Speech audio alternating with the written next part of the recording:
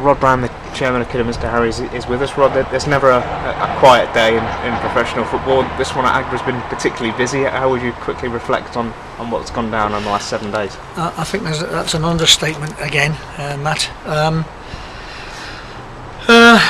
There's been some difficult days and nights really leading up to today with regards to the restructure of the management team.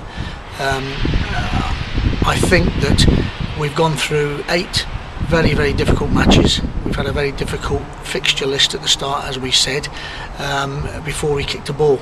We knew that probably 5, if not 6 of the 8 teams we've played were going to be contenders for promotion, if not to win the league. But that aside, I think it's very important to recognise that and reiterate again, as I did before the start of the season, that Kidderminster Harriers has been very fortunate over the last probably 4, 5, 6 seasons to enjoy some great players here with a wage bill that's been competitive to be able to compete in the top 5 or 6.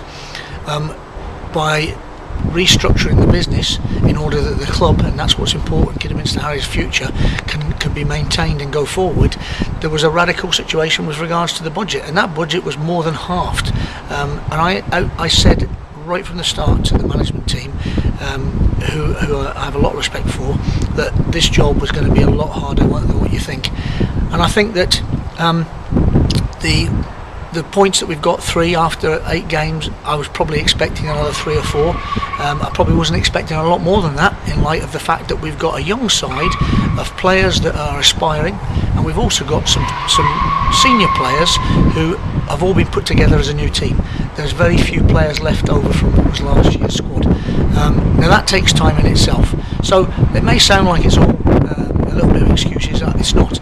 I think that this is a very difficult thing to put together. However, with that in mind, sometimes I've been in football a long time, and I'm a great believer that sometimes you have to do something to try and change what can be sometimes a bad habit as well as a good habit.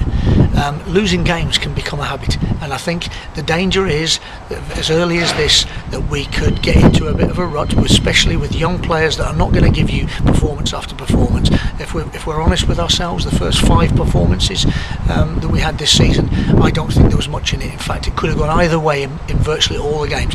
The last 2 or 3 performances have not been as consistent, and that's maybe reflective of confidence. It's reflective of players getting used to each other still. So I had a discussion with the management team and with the board, and there was a feeling that probably it was best if we looked to restructure and try and help the situation, because sometimes that's the little thing that can make a difference. One of the things that was very noticeable was a frustration that was coming out of the management team, and I think it applied to all 3, but I think in particular Mark. Mark was a fantastic player, had a great career in non-league, and I think that this is his first job as a coach, and it was very obvious he was becoming very frustrated with the fact that he's been used to big clubs, he's been used to the resources that are available when you've first got your badges, and I can understand all that, but that isn't quite the situation we've got here. And I think that, I think he took it on himself, and the management team took it on themselves, rightfully so, that they're responsible for the team, that maybe things weren't going right. And to be fair, I had a long chat with Mark, and the feeling was that it was probably best all round, that maybe that Mark moved on, and he agreed. He thinks it's actually possibly right to have another challenge elsewhere that maybe isn't as difficult as this one, because it is a difficult challenge. And on that basis, I was looking at it and thinking, well, actually, maybe we need to restructure in conjunction with Gary and Tim a little something that we can build for the future, which is putting Gary in a scenario where he's head of football operations in all aspects, and and Tim, elevate Tim and give him the opportunity to come in as a head coach. And he's responsible for everything that happens on the training ground. And Tim's got a vast experience, as everyone knows, and a great CV in the game of football. But he's a very competent coach as well, and I think he's keen to flex his muscles in that way on his own. And what will happen then going forward is that Gary and Tim, between them, will take the team forward. There's no magic wand. Suddenly just doing this doesn't mean it's suddenly going to be all right for our game at Halifax tomorrow.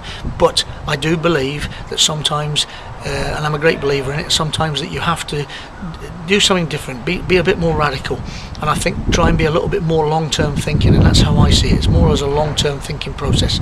So it's been very difficult, but I think sometimes challenges are thrust on you to try and test you, and I think we've certainly been tested in the first eight games, and certainly in the last 24 hours, but I believe it's the right way forward for us. And one of the thoughts you'd mentioned in the news release today was that hopefully the likes of Gary would be also re-energised by this, because in fairness, as an individual and as a professional, he's taken a bit of a pounding over the last 18 months, hasn't he? Yeah, I think you can't hide from the fact, and I think if anybody's knowledgeable in the game of football, and certainly the fans here are very knowledgeable and know what's going on here, I think I can see it in Gary, I can see it in Mark Crichton in particular as well. Those two have suffered from the misfortune and the issues that were involved with the club last year. It's been a scenario that's been going on, and I think you think it's gone, and you think the fresh impetus of going forward is going to take it to another level, and it's going to re-energise them. I think that the Gary has been the most re-energised in the last 24 hours with the conversations that I've had with him. He accepts full responsibility, as you would expect from the manager, for the situation that we're in at the moment. But I keep saying this, we're not blessed with an abundance of finances that we can suddenly just go and snap our fingers and there can be 2 or 3 top players here, or you can change anything else for that matter.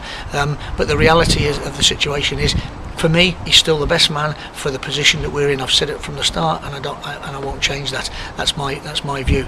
The skills that he's got in certain areas, in particular, are invaluable for where we are as a football club. Everybody's got an opinion about the games. We're all managers and we're all coaches, but at the end of the day, somebody has to take that control. And I think this re-energising of the whole situation in the management side will hopefully influence maybe some of the players, because I think that we've got some good players here, some good young lads. Some of them maybe aren't quite ready for where we need to be, but that could change in a matter of months. We've got 2 or 3 loanees out at the moment, and we're hearing rave reviews from the performances that they're putting in at the various clubs. That was the whole idea, putting them out there. They're not quite ready for us here, but the experience they gain in the league below, we'll be in a situation hopefully that we may well be able to bring these back into the fold, and when that happens, that'll be good for the football club. And in terms of Tim as a head coach, as you've already touched on, again, fantastic character for the lads to learn from, as they have been doing for months. He's a big part of things here, isn't he? Yeah, I mean, obviously Tim was involved with Gary previously, just as a pair, and I think there was the quality of the player here at that time was obviously a lot better. No disrespects to our players, but I think but the club was in a different situation at that point. But Tim's got a vast experience. He's very, very good on a one-to-one basis with players. I remember having a conversation with Jamie Grimes before he left, and Jamie Grimes was waxing lyrical about Tim when he was here previously. So I've got no doubts whatsoever the lads will do their utmost for him going forward, and at the end of the day, you can't ask for any more than that. On what is an unrelated note in terms of the situation here, Adam Dawson obviously moving on to Tranmere, supporters obviously very disappointed by that news, and perhaps factoring that into the same situation. It's a different issue in respect of we're doing what's best for a footballer who effectively needs to go home for a bit, doesn't he? Yeah, Adam's, look, personal issues with any player are their personal issues, but he's quite a long way from home. He's a northern lad.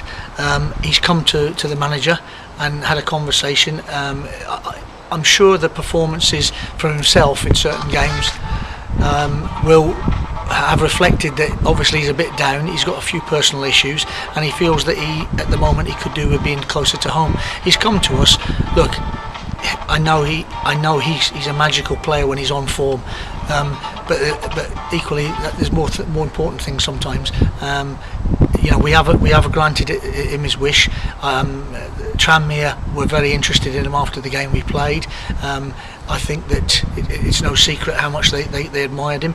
We've got a situation where we haven't lost out. His full wages getting taken up until December the 12th. It doesn't mean the door's closed, certainly, and by that time maybe you'll be in a better position to reconsider being further away from home. But the reality is, look, when one door shuts, another one opens, and the positive sense of that is that the money we were using for Adam Dawson will be put back to the management to be able to facilitate maybe one or possibly two players.